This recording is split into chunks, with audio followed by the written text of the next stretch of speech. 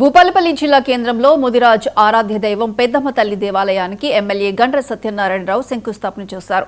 అన్ని కులాల సంక్షేమం కోసం భవనాల నిర్మాణానికి ప్రభుత్వం నిధులు మంజూరు చేస్తోందన్నారు. గత ప్రభుత్వాల హయాంలో నిర్లక్ష్యానికి గురైన భూపాలపల్లి ప్రాంతాన్ని అన్ని రంగాల్లో ముందుకు తీసుకువెళ్లడమే తమ లక్ష్యమని ఎమ్మెల్యే గండ్ర స్పష్టం చేశారు. రాబోయే మున్సిపల్ ఎన్నికల్లో కాంగ్రెస్ పార్టీ గెలుపు కోసం ప్రతి ఒక్కరూ కృషి చేయాలని కోరారు.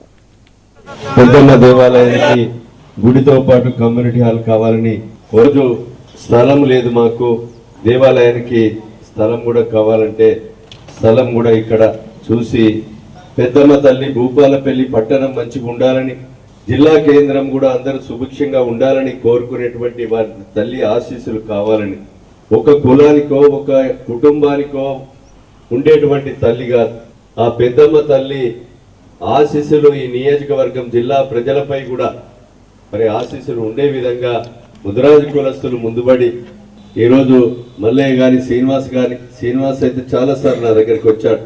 ఓపికతో గుర్తుంచుకొని 50 లక్షల రూపాయలు మీ యొక్క నిర్మాణం కొరకు మంజూరు ఇవ్వడం జరిగింది.